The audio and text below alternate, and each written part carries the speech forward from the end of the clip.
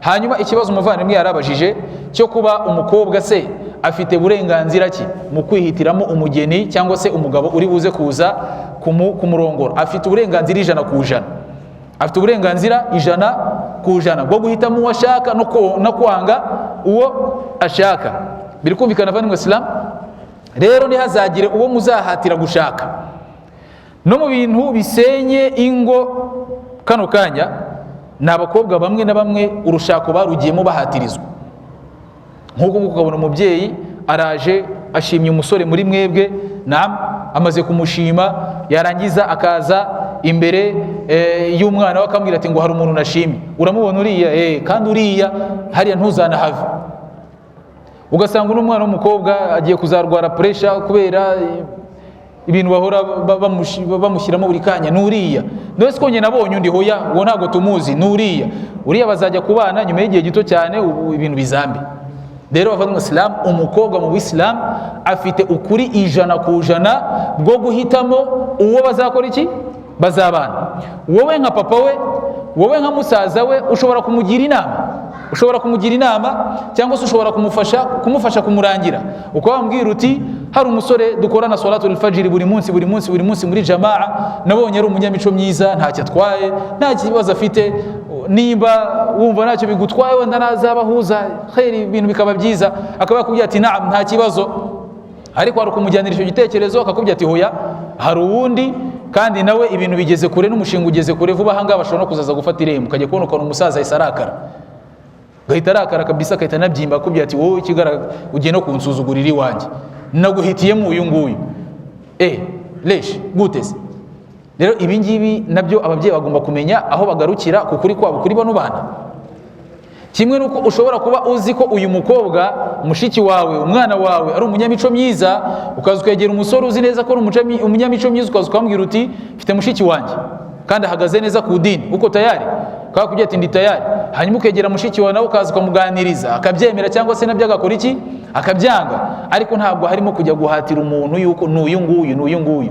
Tubagezeho ibitekerezo babyemere cyangwa bakora iki, babyanga. Noneho nibabyanga nabwo ntitugende ngo tubarebe nabi, ngo mushiki wawe hari uwamurangiye yaramwanze, ejo n'ejo bundi wagera hakurya iriya mukanagirana bifu, wowe nakurangiye umuntu urabyanga, no uzagumirwa. Nakurangiye umuntu uramwanga, kheri inshallah, nawe nsaba ubufasha bwo kurangira uwundi nzakurangira. Uriya ni mushiki wawe, nose urashaka kumuta he? Ni umwana wawe, urashaka kumuta heza? Hari n'iyindi ngeso tugira, ibi ngira kanabyo mbikomozeho. Ntabwo ku rundi ruhande wenda ari ingeso mbi bitewe n'ibyifuzo by'umuntu. Burya no mu busabe tujye twirinda gusaba ikintu ngo tukigumeho tuvuge ngo ni iki ngiki nshaka, Mana ndashaka iki ngiki. Sanga umusore yasabye, Mana ndagusabye yuko wazampa kuzashakana n'uriya mukobwa, uriya nta no gushaka uriya. Kheri, uzi gute ko ari we uzakubera mwiza? Ubizi ute? Uzi gute ko ari we uzaguha gutuza? Ubizi ute? Nukuri kumubona mashallah arasa neza, ateye neza, nta kibazo, ukumva ngo nuri ushaka. Uzi gute ibyuriya ko ari we muzarambana, ko ari we? Rero bavandimwe Islam, nujya gusaba ubusabe bwawe jya urambura, we kugenda ngo ugume ku muntu umwe uzi neza yuko bishobora no kudakunda. Waramukunze ejo n'ejo bundi wajya kumva arapfuye, ukenda kujya kwiyahura. Biba bisaba yuko n'ubushishozi mu gusaba kwawe. Uyu wasabye ndashaka uriya, Mana uzamuriya, yagera iyo ugiye agatangira kugukoroga ngo Mana warampfunyikiye. Ni wowe mwisabiye. Birimo birumvikana bari mu Islam. Rero iki ngiki cyo kuvuga ngo wenda umuntu tugiye kumuhatira uyu, wowe mubyeyi urimo uramuhatira uyu, 100% urabizi neza ko uyu nguyu azaba mwiza kuri mushiki wawe, azaba mwiza ku mwana wawe, 100% urabihamya. Wowe kora impamvu zawe, uhuza abantu bikunde, alhamdulillah, nibidakunda basi birangira. Ariko umukobwa mu Islam afite haki yo kwemera umuntu no kumwanga. Rasul rero muri hadith nabyo ngiye kutansozerezaho kuri kino kibazo, yaravuze ati uyu mukobwa naba ari bwo bwa mbere agiye kuva mu rugo, mukamubaza agaceceka, wenda hari ubwo abacecetse kubera isoni, ataza kuza kuvuga ngo guceceka kwe ni nkaho aba abyemeye. Hanyuma naramuka avuze akavuga ati ndabyanze, ubwo ni ndabyanze. Biri kumvikana? Bityo rero umugore wigeze kurongorwaho nyuma akaza gutandukana n'uwo bashakanye, akaza kwifuza kongera kurongorwa, ngo uyu nguyu mujye mumubaza avuge, ajye avuga, ababwira ati ndabyemeye cyangwa se nkoze iki, ndabyanze. Uwa mbere twavuze yuko naceceka ni nkaho aba yakoze iki, yabyemeye. Ariko uyu wa kabiri ni ngombwa avuge, naceceka ntihazagire umwanzuro muzamufatira ngo yacecetse. Rasuli yaratubwiye ngo nibaceceka ngo uyu nguyu warongoweho naceceka ubwo ntihazagire umwanzuro muzafata. Ni ngombwa ko agomba gukora iki, kuvuga. Bya bindi abantu bavuga bati ngo Rasuli yaratubwiye muri hadithi ngo umukobwa ngo naceceka ngo ubwo ngo aba yabyemeye. Uyu wigeze umugabo nimumubaza akababwira ati ngo nta kibazo, ubwo umwanzuro yawufashe. Nababwira ati ngo simbishaka, ubwo ni simbishaka, kandi ntimubijyemo impaka cyangwa se mugende mujye kumureba nabi. Natambuka imbere musaza we, wowe nkuko nari maze kubivuga, mugatangira kumushinja kugumirwa, wozaguma n'ubundi mu rugo. Mabona sinzi, buri muntu wese tuzanyura mwanga, buri muntu wese tuzanyura mwanga. Ntabwo ubona hari imyaka ikugejeje, n'uwo turabona uzaguma ahangaha. Hoya mumugira inama, wenda ibye biri mu nzira, birimo biraza insha Allah. Biri kumvikana? Wenda muri abo bose yababonyemo inenge y'ibyo we abona ko ari inenge. Ndakeka cyumvikana. Ikindi bavandimwe Islam, nigeze kumva ngo hari bamwe mu bamama bano baba bafite amashyirahamwe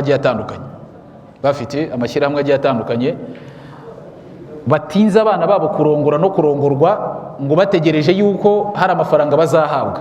Umwana akaba yaza akabwira nyina, akambwira ati mama, gahunda yo kurongorwa irageze, ni mu kwezi gutaha. Nyina akambwira ati buretse gato, tegereza umwaka, ntabwo bari bampa. Ibi ngibi bavandimwe Islam ni ikosa rikomeye cyane. Cyangwa ni umupapa bibereye mu kimina cyabo, ejo n'ejo bundi umuhungu yaza akambwira ati ndabona igihe cyo kurongora kirageze, isaga yitambye ati tegereza, ya gahunda y'abasaza duhuriramo ntacyo bari bampa, gutegereje nka nyuma y'imyaka 2. Iri ni ikosa rikomeye cyane, wenda no musomo ry'ubutaha tuzabigarukamo. Aba babyeyi rwose bajya gutinza abana babo kurongora no kurongorwa, ngo kuko bategereje amafaranga mu bimina bazabaha no mu mashyirahamwe bazabaha. Ibi ni ikosa rikomeye cyane, wala yajuzu dhalika, ntabwo byemewe nihai. Wallahu a'lam. Ku bijyanye no kuneka no gutara amakuru mu Islam, ibi ngibi byahozeho no ku gikinwa Muhammadin sallallahu alaihi wasallam, yuko hari ubwo Rasul yajyaga akenera kumenya amakuru amwe namwe, akanohereza abanetsi bakajya kuneka, rimwe na rimwe akanabikora mu rwego rwo kwitegura urugamba agiye kujyamo. Akaba yabwira umuntu ati genda ujye kunekera, umenyere ngo umwanzi ibyo bigifashe gute, hanyuma uyakazana amakuru. Biri kumvikana? Ibyo ngibyo byitwa mu Islam at-tahassus, ni ugushaka amakuru y'ingirakamaro ku bw'ikintu kigiye kugirira umma akamaro cyangwa se abantu kigiye kubagirira akamaro. Gutara amakuru y'ibiri ngombwa bigiye kugira akamaro. Biri kumvikana bari mu Islam, ibyo byitwa at-tahassus, kujya gutara amakuru. Nkuko Yaqub alayhi salatu wassalam muri Qur'ani yabwiye abahungu barabye ati ya bani yadhhabu fatahassasu min Yusuf, yemwe bana banje nimugende mujye kuntarira amakuru, mujye kunekera amakuru, munshakira amakuru ku muhungu wanjye Yusuf waburiwe irengero. Naam. Hakaba nicyo bita at-tajassus. At-tajassus wenda dushobora kubyita nko guperereza, kujya mu bintu bidafite inyungu noneho saa sisa arizo zose, ahubwo ibi ngibi biri buze kuza guteza shar iyo ari yo yose mu Bayisilamu, nini cyangwa se ntoya, bishobora no guteza fitna mu bantu. Ibi ngibi nibyo byitwa at-tajassus. Biri kumvikana? Ahangaha ni haram yuko umuyisilamu ahegera. Amma at-tahassus kujya gutara amakuru afitiye akamaro umma cyangwa se afitiye akamaro ibikorwa bigiye gukorwa kugira ngo binozwe, binakorwe neza. Naam. Cyangwa se kugira ngo abantu batuze, bagire umutima utuje, ibyo ngibyo fala ba'sa bidhalika, ntacyo bitwaye. Ariko ikintu cyitwa at-tajassus, kujya guperereza no kujya kunekaneka amakuru abantu badafitiye akamaro, ari buze kuza guteza urwango, ari buze kuza guteza umwiryane, ari buze kuza kwangiza ibyizere by'abantu, ayangaya ntabwo byemewe mu Islam yuko umuyisilamu ayajyamo. Ahubwo hariya rimwe na rimwe bishobora no kwita bigwa muri wa muryango witwa ngo kujya gukurikirana inenge z'abantu, kujya gukurikirana inenge z'abantu bila faida, nta nyungu yari yose ubifitemo. Kuba ushobora kwicara bakakubwira bati ngo hari umuyisilamu batubwiye yuko uyu muyisilamu ashobora kuba ari umuntu yani ufite icyaha runaka yakoze. Tayib, hano hashobora kuba habaho ikintu cyitwa at-tahassus, hashobora kuba n'ikindi cyakitwa at-tajassus. At-tahassus, kujya gutara amakuru ya nyayo na yahe, ni ukuba uyu muntu ibintu ambwiye bishobora kunyangisha mugenzi wanjye, hakabaho kumva ngo reka basi mbaze uyu n'uyu n'uyu kugira ngo umutima wanjye ubutuje, kugira ngo umutima wanjye ukore iki, utuze. Wal afdal, ni byiza kurushaho nuko nibyo ngibyo nabyo utabijyamo, nibyo nabyo utakora iki, utabijyamo, ahubwo ibi bakubwiye ari uguhita ufata ugakunja kunja ugahita ujugunya hanze ukamwira uti wagize neza kumbwira ibyo umbwira, ubundi ukigendera. Hakaba n'ikintu cyitwa at-tajassus, bamaze kukubwira inenge za mugenzi wawe, ugiye gutangira kuzikurikirana kugira ngo uzisakaze mu bandi. Uriya mwarimu muzi se, dore ibyo, dore ngibi, dore mbivanya. Hari n'ibindi bagiye kumpa nabyo ukagenda ukajya gukurura, ukaza ukabereka ngo narababwiye mutegereze, hari n'ibindi biri mu nzira. Ibi ngibi ni haramu mu Islam, yuko umuislamu yakora iki, yabikora. Biri kumvikana vani mu Islam. Tayib, hanyuma ikindi umuislamu yarabajije ku kijyanye no kuba nshobora kuba mfite ifoto y'umuntu muri telefone, nkifuza gufata iyi foto ngo nyoherereze mugenzi wanjye, ntabanje gusaba uburenganzira uriya nyiririya foto. Bavani mu Islam, mbere na mbere ibi bintu by'ikoranabuhanga bishobora kuzaduteranya n'abantu, bizaduteranya n'abantu, harimo n'ibyaduteranya na bagenzi bacu by'ibyo ngibyo byo kuba hari ifoto ufite ya mugenzi wawe ushobora kujya kohereza mu bandi. Naam, ushobora kujya kohereza mu bandi utazi icyo bagiye kwikoresha, utazi icyo bagiye kwikoresha. Ibi bintu by'ikoranabuhanga biri ku rwego rw'uko bafata ifoto y'umuntu ari ifoto gusa bakayivugisha ikavuga, ukagira ngo kandi uyu muntu arimo aravuga, bakanayihereza ijwi, bikazarangira uyu muntu bigaragaye yuko uyu muntu ibi bintu ari we wabivuze cyangwa se niwe wabishyize hanze. Ikoranabuhanga kano kanya ni ryandi rishobora gufata umuntu wari wicaye ku ntebe rikamwicaza ku kindi kintu kitari intebe. Ndabeshya vani mu Islam. Rero biriya byo kuba ushobora kuba wafata ibintu by'abandi ukajya kubyohereza mu bandi utazi ngo bigiye gukora iki, hamwe nuko bishobora kuba ari umuntu wizeye ku giti cyawe akaba yakubwira ati ngo imifoto ya fulani, utazi icyo agiye kuyikoresha, ibi bintu ujye witonda. Bishobora kuba byavamo mafsada azima, bishobora kuba byavamo ikintu cyitwa ubwangizi bukomeye cyane, bishobora kuvamo ubwangizi bukomeye. Ari nayo mpamvu bavana mu Islam, wenda mu masomo y'ubutaha tuzaza tunagaragaze ifoto mu Islam, Uislamu buyivugaho iki. Ni isomo rirerire, wenda twazabigendera isomo ry'ubutaha bi'idhnillah subhanahu wa ta'ala, ifoto icyo Uislamu buyivugaho. Harimo n'ibyo ngibyo usanga abantu bari kugenda bakwirakwiza bananyanyagiza amafoto y'abandi mu bantu, kandi aya mafoto ashobora kuba yakorerwaho ibintu bitari byiza, ibintu byinshi bitari byiza bigiye bitandukanye. Umuntu ashobora kuba yafata ifoto y'umuntu agace gusa akagatereka aho ashaka kugatereka, hanyuma akongeraho ibindi by'ububeshyi, abantu bakazavuga bati ngo dore wa muntu, kandi ni ibintu byakozwe. N'ibi byose byitwa ikoranabuhanga abantu bagomba kwitondera. Biri kumvikana vani mu Islam. Rero ibyaba byiza mbere na mbere n'uwo muntu wagusaba ifoto, mbese nushaka nawe umwirengagize ila kugeza igihe uzajya kumenya ngo iby'iyo foto bigiye he, ni ibihe, bigiye gukora iki. Niba ngombwa umubwira uti niba ariyo ushaka uzaze nzayikwereka muri telefone, uyimwereke gutyo umubwira uti dore ifoto ushaka dore ngiyi, wa khalas, mugahita murangizanya, atari ngombwa ukora iki, kuyimwohereza utazi ngo ugiye gukora iki. Aka kanya turimo turabivuga gutya, hari abantu baba babitse amafoto y'abandi. Uyu munsi ashobora kuba yafata ifoto nk'iyi akayibika, akazayizana mu bantu nyuma y'imyaka runaka, nyuma y'imyaka runaka. Ibi ngibi bamenyi babyise, bamwe babyise ngo ni nk'imico ya Firawuna turamuzi, tujya tumwumva. Firawuna bamuzaniye ubutumwa, uwabuzanye aramwitegereje aramureba ati wowe ntabwo twakoreza ahangaha uri akana gato, none ibi ni ibiki uje kutubwira. Rero hari abandi bagira gutyo ukajya kubona ukabona babazaniye nk'ifoto y'umuntu ya kera, ibintu byarangiye, wenda ni n'amafuti yakoze akora tauba, ibintu nk'ibyo ngibyo, ifoto nk'iyi ikakwirakwira mu bandi, ibintu bya kera byanarangiye. Abantu bajya bamureba akavuga ati ngo uyu muntu baramutubwiye, hari ibintu byarangiye kera, wenda nimba ari na tauba yamaze kuyikora, nabo yiyunze nabo byaranarangiye. Rero iyo utangiye kureba umuntu hari icyo akuzaniye cyiza, ukamubona mu shusho ya kera iri butume iki kintu akuzaniye ucyanga, ibi babyise ngo ni imico ya Firawuna. Niyo mpamvu rero abantu bagomba kwitonda ibi bintu bishobora kuba byateza umwiryane, ndetse bishobora kuba byanateza ikibazo gikomeye cyane mu bandi, bakabigendera kure. Wallahu a'lam. Arabaza ku bijyanye n'urubyiruko iki gihe usanga wenda ababyeyi babo hari ukuntu babita amazina muzehe, mukecuru. Sinzi wenda ahangaha nimba turi buze kuza kugaruka ku muco w'abantu cyangwa se tuza kuza kugaruka ku rurimi rw'abantu ukuntu barukoresha n'uburyo ki bagenda baruhindagura amanywa nijoro. So ahangaha sasa rero icyo nagiramo inama urubyiruko wenda n'abandi wenda turi mu kigero kimwe, kugira ngo aba babyeyi bacu batazabona ko tuba tubasuzuguye, kandi wenda ku rundi ruhande ntabwo tuba tugambiriye kubasuzugura.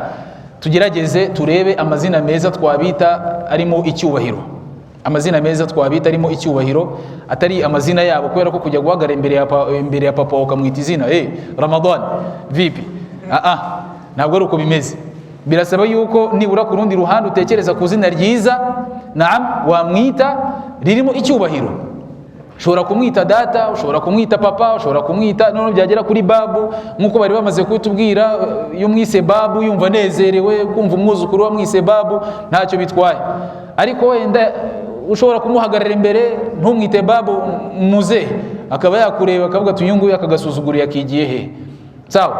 Bityo rero inama wenda natanga hano ku bantu bafite ababyeyi babo bageze mu za bukuru, Allah muri Qur'an aratubwira ati imma yablughanna 'indaka al-kibara ahaduhuma aw kilahuma fala taqul lahumā uffin wa la tanharhumā wa qul lahumā qawlan karīmā. Mu gihe ubona bageze mu za bukuru, jya ubabwira amagambo meza, no mu magambo meza harimo no kubahitiramo amazina ari mu byubahiro bagezemo. Nimba ubona yuko kumwita babu aribyo byaba byiza, cyangwa se kumwita sogokuru aribyo byaba byiza, uzabikore. Ariko mu gihe ubona yuko kuza ukamubwira uti musaza, bishobora kuba byateza ikibazo, wowe na musaza wawe mwigumanire, ushaka kandi kazina keza. Ndakeka byumvikanye vani mu Islam. Arabaza ku bijyanye n'abantu batorera salamu rimwe na imamu, batorera salamu rimwe na imamu. Ubwo turata tuvugana ba bandi bajyanirana na imamu igihe ari kujya kuri ruku, igihe ari kujya kuri sujud, hari n'abamutanga aslan.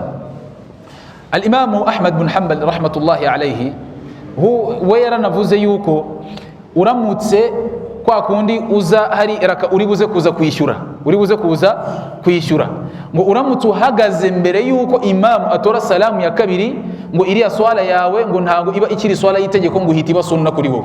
Ngo ninga iriya swala ihita ikora iki? Ihita yangirika. Nicyo kimwe no gutora salamu mbere yuko imamu amara gutora salamu ya kabiri, wowe ugahita unamutanga kuva mu swala, ngo iriya swala yawe ihita ikora iki? Ihita yangirika. Birasaba yuko rero abantu tugomba kwigengesera imamu yamaze gutora salamu ya kabiri, natwe dutora iya mbere n'iya kabiri, n'abahaguruka kwishyura arakazabacitse bahaguruke bishyure. Biri kumvikana? Nanone ahangaha birasaba imamu kwitonda. Iyo turimo turajya muri bya bikorwa, kujya kuri ruku, kujya kuri sujud, ahangaha ijambo rya imamu gihe arimo aragenda riba rigomba kujyanira n'igikorwa. Ntabwo ari uko dufate nk'urugero yamaze kugera kuri sujud yagezeyo akaba ari kuvuga ati ngo Allahu akbar, cyangwa se yamaze guhagarara akaba ari kuvuga ati Allahu akbar. Ni igikorwa kijyanirana n'ijambo, ni igikorwa kijyanirana n'iki? N'ijambo. Kuko urangiza kuvuga iri jambo wenda bamaze guhagarara, aba nabwo nibwo bahita bakora iki? Bahita baza. Bityo rero ahangaha nabwo bita bisaba yuko imamu yitonda kuri kino kintu. Ikibazo cya mbere kijyanye no kujya kuvuga umuntu kubera yuko ngo ari umwambuzi, ibyo nabyo bavandimwe Islam ntabwo byari biri mu muco wa Kiislamu, ntabwo biri mu muco wa Kiislamu. Biri kumvikana? Ahubwo inama nziza ushobora kuba wamugira, kubera ko kujya kuvuga umuntu ngo ni umwambuzi birimo kwanduza icyubahiro cye, biri kumvikana, ejo n'ejo bundi ushobora kuzakibazwa yawmal qiyama. Ushobora kusanga yarahoze ari umwambuzi ku gihe cyawe, ariko yarakoze tawuba atakiri umwambuzi. Si bishoboka bavandimwe Islam. Wowe ikintu ukora ni ukumubwira utiriya muntu umubano wanjye nawe ntabwo byari bimeze neza ku bijyanye na wenda na gahunda y'amafaranga, kuma amafaranga, ariko wowe uzagende wirebere, uzamenye gahunda ukuntu zimeze. Gusa wowe urarya urimenge nta kindi. Biri kumvikana?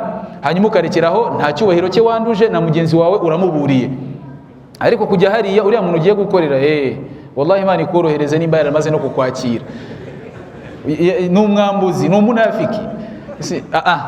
Birasaba yuko wowe mugira inama mu buryo burambuye. Uriya muntu ugiye kujya gukorera, hari ukuntu wenda rimwe na rimwe amana yiwe bijya bigorana, wowe genda ujye kureba, Mwenyezi Mungu akorohereze. Ushaka kugera agasanga uyu muntu yamaze gukora tauba, ameze neza, ahagaze neza, wenda ari no mu nzira yo kuzakwishyura amafaranga yakwambuye. Biri kumvikana?